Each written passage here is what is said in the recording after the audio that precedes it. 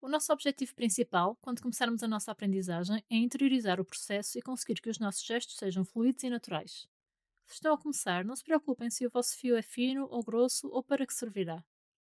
O controle da expressão do fio é algo que será trabalhado depois, bem como a consistência na fiação.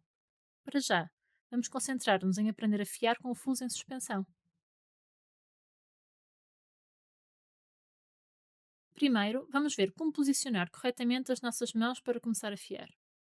Com a mão direita, seguramos o fuso na parte superior da haste. A mão esquerda fica responsável por segurar as fibras, mantendo-se relaxada e por fazer pressão no ponto onde as fibras se transformam em fio, com o polegar e o indicador. Este ponto de pressão é muito importante, pois impede que a torção suba para além deste ponto, envolvendo as fibras acidentalmente.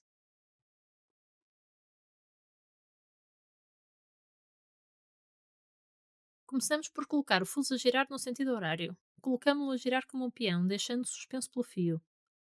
Parece simples, mas também é algo que pode requerer alguma prática para que o fuso fique a girar bem.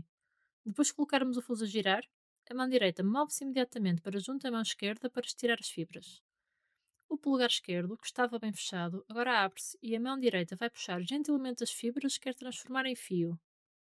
Enquanto o fuso girar, continuamos a estirar as fibras e a deixá-las ser transformadas em fio. Mas a qualquer momento o nosso fuso começará a abrandar e a querer girar em sentido contrário. Antes que isto aconteça, a nossa mão esquerda deve voltar a travar as fibras com o polegar e a mão direita volta a colocar o fuso a girar. Esta sequência fluida de movimentos, de pôr o fuso a girar em suspensão e de estirar as fibras, criando-se fio, repete-se continuamente, até que o comprimento do fio atinja a largura dos nossos braços.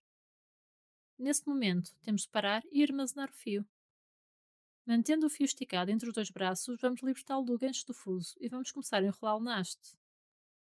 Reparem que a mão direita enrola o fio no fuso, enquanto que a mão esquerda se move para cima e para baixo, para que o fio fique enrolado em zigue-zague na haste. Este pormenor é muito importante, pois garante que o vosso fio se manterá bem preso no fuso. Deixamos cerca de 50 cm de fio livre, voltamos a prendê-lo no gancho e podemos retomar a nossa fiação.